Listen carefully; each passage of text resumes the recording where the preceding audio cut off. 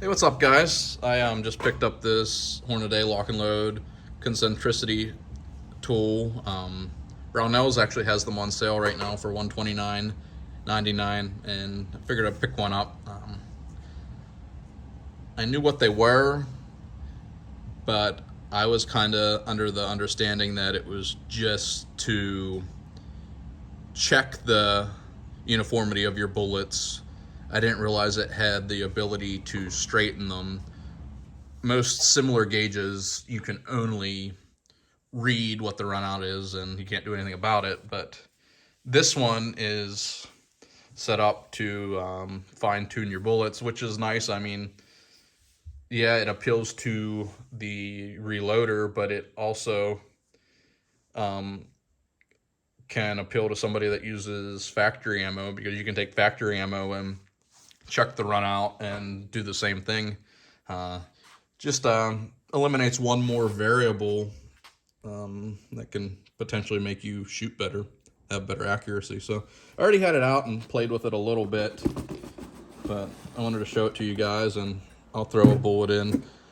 I was hoping to find one that had quite a bit of run out, so we could really dive into this and you could see the results. But on average, everything I was checking was only out like 0.002 to begin with. So I'm gonna try one of these 22 Creedmoor loads. I got some here with the 77 grain Match Kings, and we're gonna give it a go. Let me try to get this closer so we can see what's going on here. So this kind of reminds me of a lathe. That's like a self-centering for the base of your cartridge, and then your bullet goes up into there. This is spring-loaded, by the way. And they give you a couple other centers, you can see here. I believe it's just for smaller diameter bullets than your average, but this should cover most. And then this is fully adjustable for wherever you need to go to get your dial indicator onto the bullet to run it. And so is I'm going to refer to this as the tailstock, because it just kind of reminds me of a lathe setup. But you put it in here like so. You can even loosen this a little bit and put a little bit more pressure on it if you want. But it's in there, and then you have your dial indicator, and then you just throw it in the hole right here like so, and you tighten it down.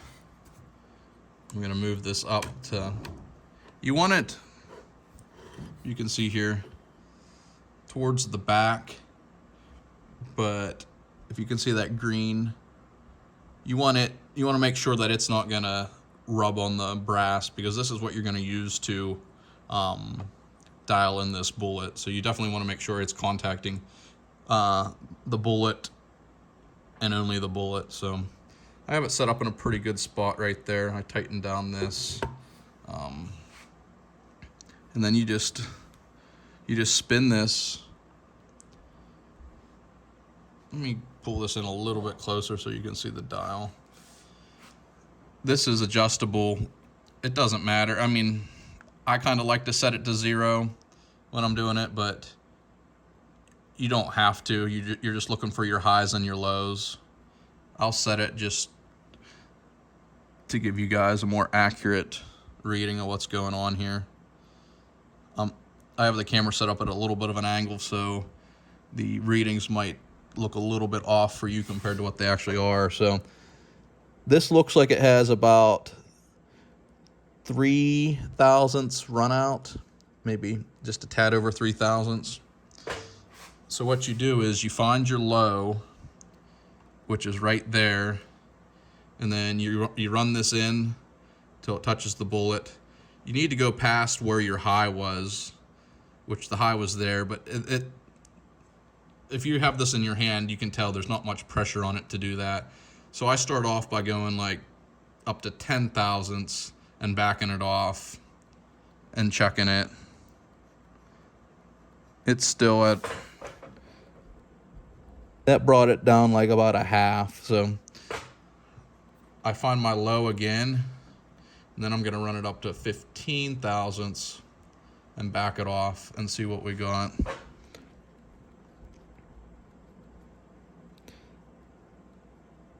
So now we're down to about 2 thousandths. I'm going to re-zero that. And we're just under 3 thousandths there still. It's definitely meticulous work, but it can make all the difference. So I'm going to run it up to 20 thousandths and back it off to see if that bumps the bullet at all. It did a little bit, about a half of a thousandth, so we're gonna try it again. Bump it up to 20 again.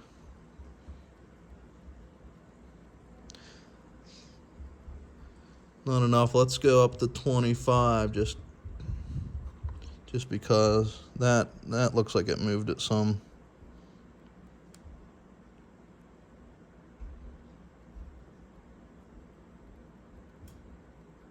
At about 2 thousandths there. So again, you just want it at your low when you're running this set screw in.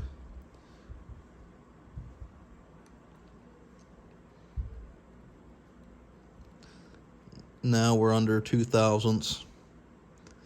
So I mean, it's slow work. It's not super fast. As you can see, you're only getting about a half a thousandths per time when you're pushing this.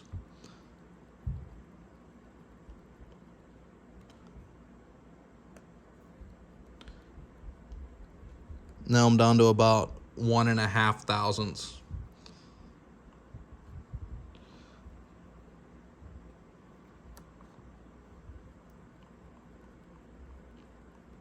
And we're down to about 1, maybe a little over 1. 1.5 there. Okay, so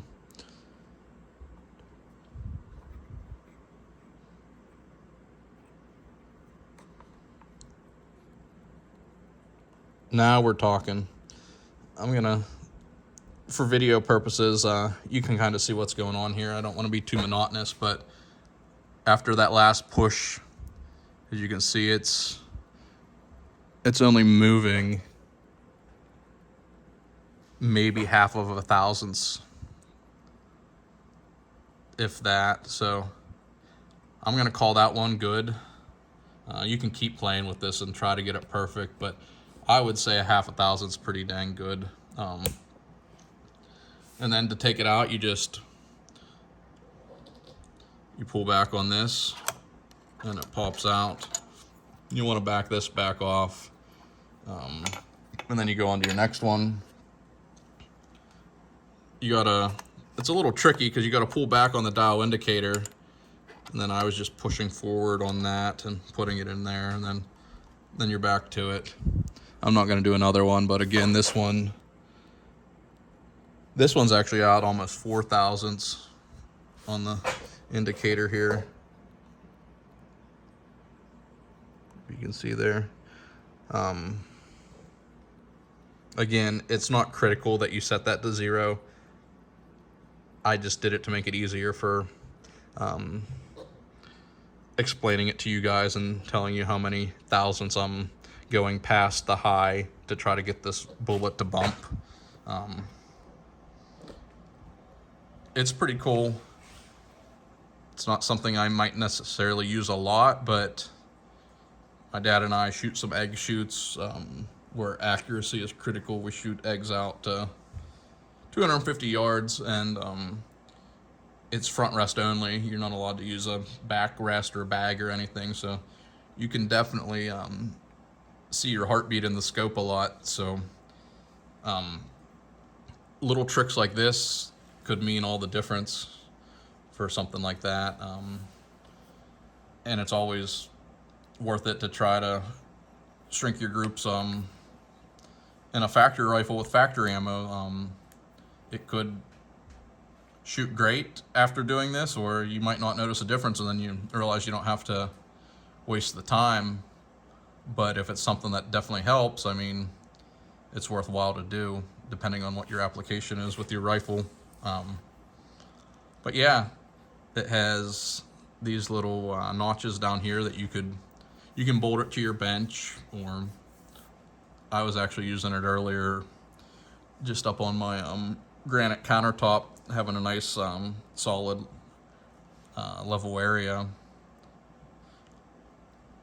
It's not something that I want to leave out on my bench because I don't think I'm going to use it every single time I'm reloading for something, especially if you're reloading 5.56 for your AR. I don't think this type of accuracy is critical. So something I'll probably just keep on the shelf, and I'll get it out when I'm doing some fine tuning work. So yeah, guys, if you have any questions or comments, or want to point out something I'm doing wrong or a better way to do it, please jump in and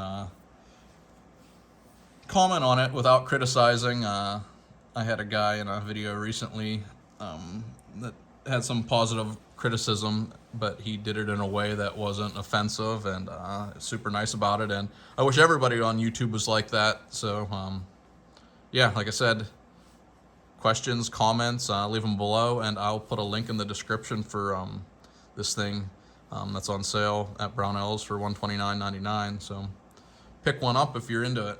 Thanks.